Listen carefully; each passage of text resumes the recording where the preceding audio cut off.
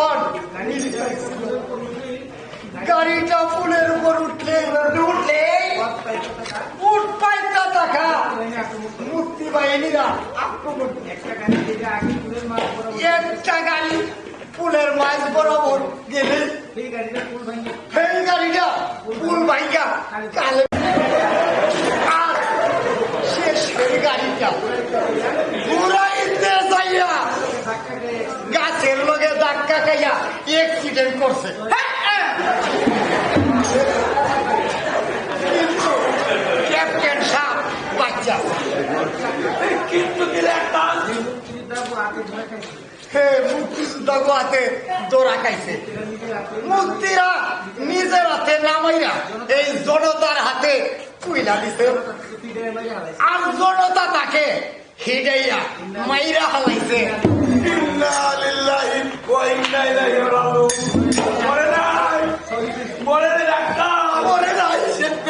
পাকিস্তানের লাগি শহীদ হয়েছে, তুইও কম শহীদ হয়েছে। শহীদ হয়েছে আল্লাহ তাকে জান্নাতুল ফেরদাউস নসিব করুন।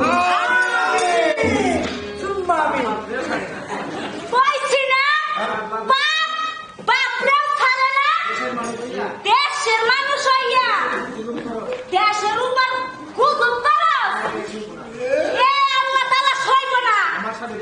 আমার স্বামীরে আমার স্বামীরে ফিরাইয়া দে।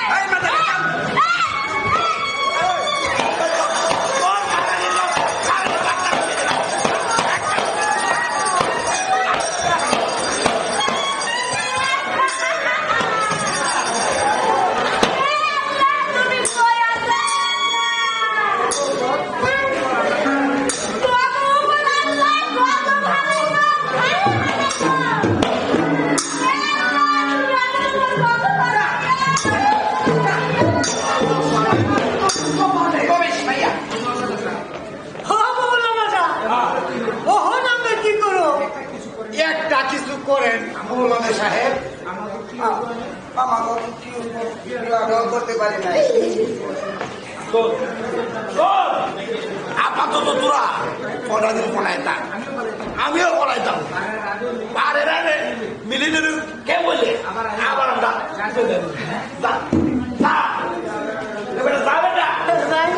আসসালামু আলাইকুম। ওয়ালাইকুম আসসালাম। যাই যাই আমরা পরবর্তীটা অপারেশনে জয়লাভ করেছি। শত্রুপক্ষের প্রায় ৬০ জন সৈন্যকে আমরা হত্যা করি, অনেক অস্ত্র গোলাবারুদ আমরা লাভ করেছি। এর মধ্যে ৫০ জন হচ্ছে পাক সেনা। শুকরিয়া শুকরিয়া আল্লাহর দরবারে শুকরিয়া। শুধু মুসলিম মৌলানা আমাদের হাত পছন্দ বেরিয়ে গেল। কত দূর যাবে? ধরা তো তাকে একদিন না একদিন পড়তেই হবে। ওই হারামজাদার মাংসগুলো কি মা করে শুকর দিয়ে খাওয়াবো।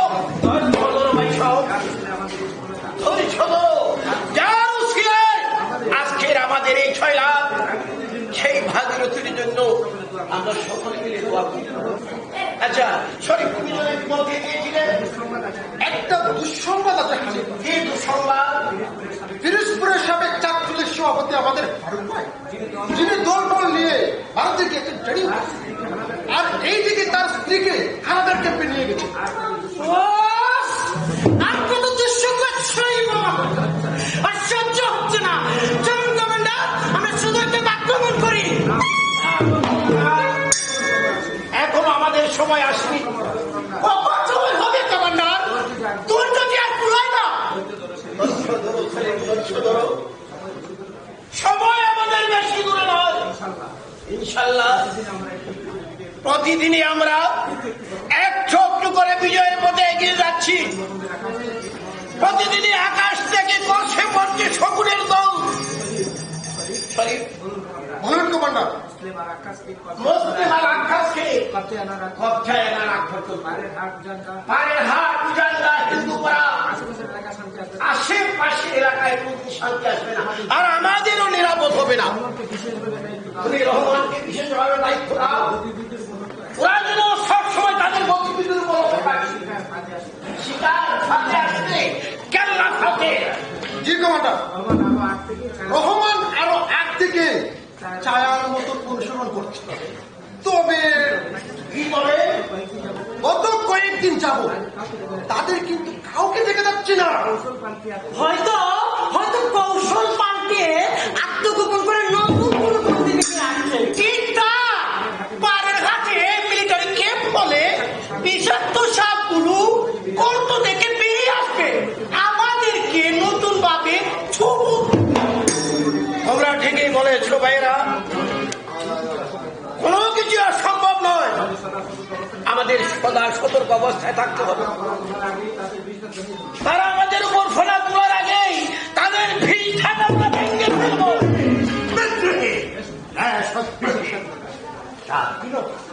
কিসের স্বাধীনতা? কতল করবো, সবগুলোকে আমি কতল করবো। আবার পেটে আমার খিদা লেগেছে, অনেক দিনে অনাহারি, আমি কিছুই খাইনি, আমাকে কিছু খেতে দাও। ভাগীরথী আমাকে সংবাদ দিয়েছে আগামীকাল প্রত্যুষে হানাদার বাহিনী নাজিরপুর আক্রমণ করবে। বিদ্রোহী বিদ্রোহী দেশদ্রোহী, কতল করবো, সবাইকে কতল করবো। তোমরা তো খবরটা শুনলে। আমাদের দ্রুত প্রস্তুতি সম্পন্ন করতে হবে। মুক্তিযোদ্ধা কমান্ডার আলিম ফেরদৌস ভাইয়ের সঙ্গে আজকে আমাদের যোগাযোগ করতে হবে। আমরা দুদল এক হয়ে যুদ্ধ পরিচালনা করতে হবে।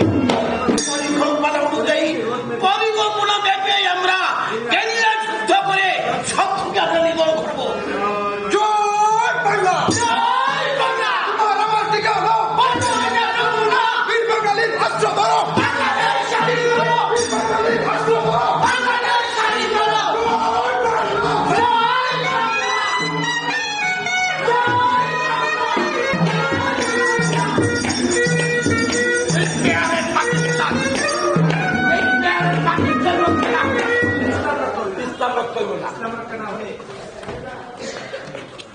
আরে ইসলাম রক্ষা না হলে মুসলমান থাকবো না।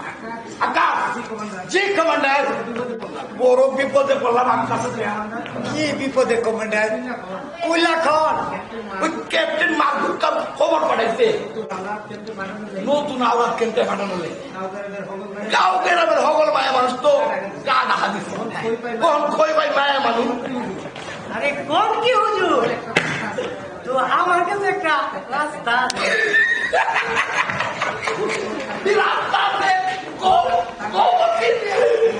ওই যে মুক্তিগুলোকে বাইরে গেছে আতাহা, তার সুন্দরী বউ হেলাটাকে যদি দিয়া দিই, দেখতে শুনতে বন্ধ না। আর গ্রামের বেদার মানুষ আমাকে যে বন্ধার কইতাছে, তুই ঠিক কইছস, একদম ঠিক কইছস। তোর মাথায় তো বুদ্ধি আছে রে বসি। আমি যে তোর লোককে ভিতরে এত ভালোবাসি, আমার নিজের লোকে লেগে রাখি। লগে লগে লগে ওর শুধু মাইয়াটারও দেওয়ান যাইব। বয়স 10-15 হবে। ঠিক কইছস ডাক্তার। বসে আসমান যা যা, ও তুলে যা আইয়া। এই গুলা করে বেঁধে রে। যাই এই ক্যাপ্টেন জি বাইরে তুলে দে যা। মৌলানা সাহেব, কোন কাশ্মীর কাজী কান্দি পরিমল ডাক্তারের বাড়িতে লুট করলাম। টাকা স্বর্ণ গয়না কম পাইলাম না, কিন্তু সেইটার বাদ তো এখনো আপনি আমার দিলেন না। আরে পাইবা বে পাইবা, ও তো ব্যস্ত জানেন। হ্যাঁ আমি কমসা কোনটা তো আমি তোমার বাদ দিছি। আসো আসো আমার লোকে লোকে রক্ষা করো বাবু। দেখতে আরে পাকিস্তান তুমি রক্ষা করো। আমি কার রক্ষা করো?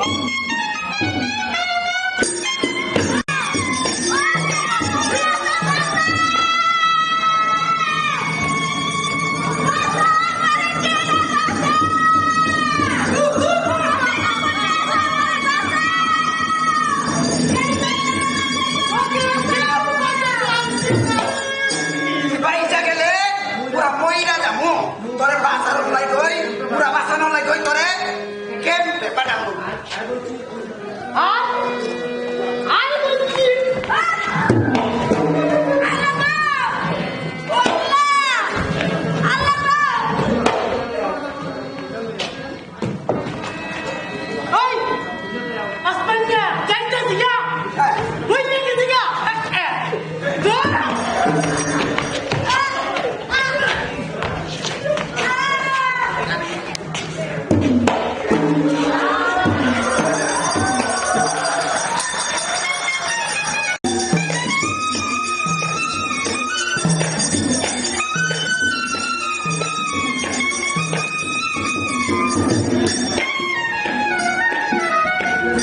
আগুন জ্বালিয়ে দেব, সমস্ত বিস্কুল জ্বালিয়ে পুড়িয়ে ছারখার করে দেব।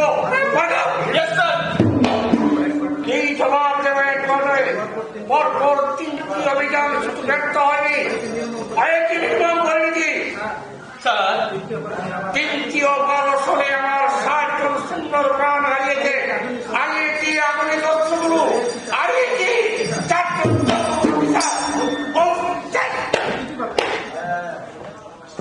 আশ্চর্য, আমিও কিছু ভাবতে পারছি না। কেমন জানি দোয়াশে হচ্ছে। আমাদের পরিকল্পনারা মুক্তির কি করে জেনে যাও স্যার? আমার সেই একটি প্রশ্ন, 3টি অপারেশনের কথা জেনেও পরিকল্পিত ভাবে মুক্তি আমাকে জেলে হামলা করেছে। স্যার আমাদের এখন আরো সৈন্য মজুত করা দরকার স্যার।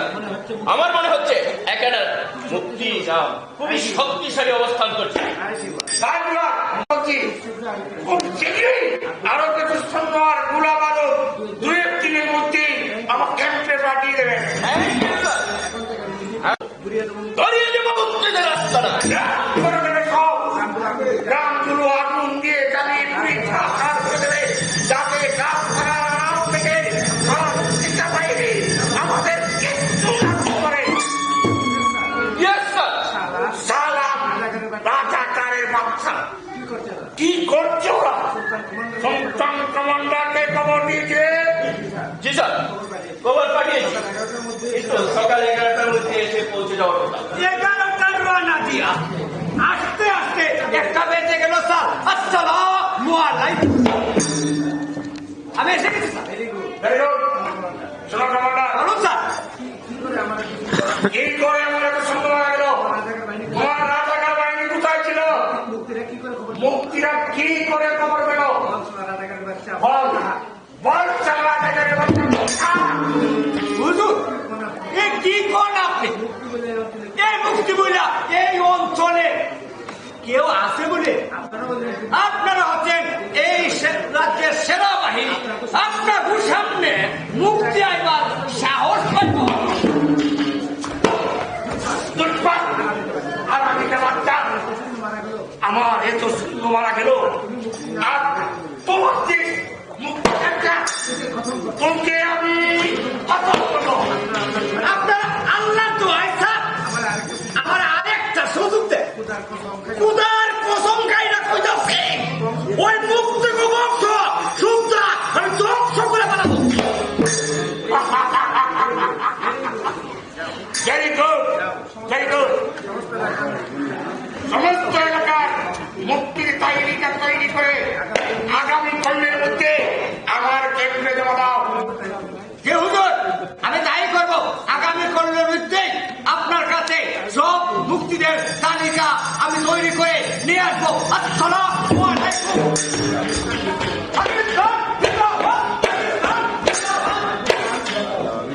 বাবুকার Yes, sir. সতর্ক ভার বসাও, কল্পের ভিতরে বাইরে ট্রেনটা তৎপরতা বৃদ্ধি করো। রাজাকার বাহিনীকে নজরদারি উদ্ধার করো। মুক্তিদের সাথে কোন কানেকশন আছে কিনা তা খতিয়ে দেখো। Okay, sir. I always stay with you, Oban. ওকে ভাই, বাট বি কেয়ারফুল ইউ। শত্রুকে কখনো দুর্বল ভেবো না। Remember it, captain Marco. Yes, sir. Sunday. এখন থেকে ক্যাম্পে সব দেখাশোনা তুমি করবে এবং সব খবরাখবর তুমি আমাকে জানাবে। এর ব্যতিক্রম হলে তোমার প্রাণ যাবে।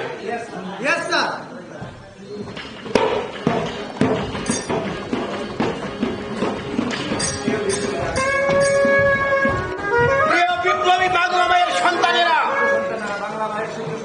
বাংলা মায়ের সূর্য সংগ্রামের আর সাহস মতো আমরা প্রত্যেকটা গেরিলা যুদ্ধে জয়লাভ করেছি। আমাদের স্বপ্ন একটাই, আমাদের স্বপ্ন জন্মভূমির স্বাধীনতা।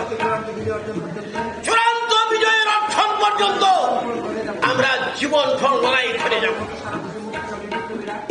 সারা দেশের মুক্তিকামী বিপ্লবীরা বীরত্বের স্বাদ লড়ে গেছে। ইনশাল্লাহ ইনশাল্লাহ বিজয় আমাদের হবে, বিজয় আমাদের হবে।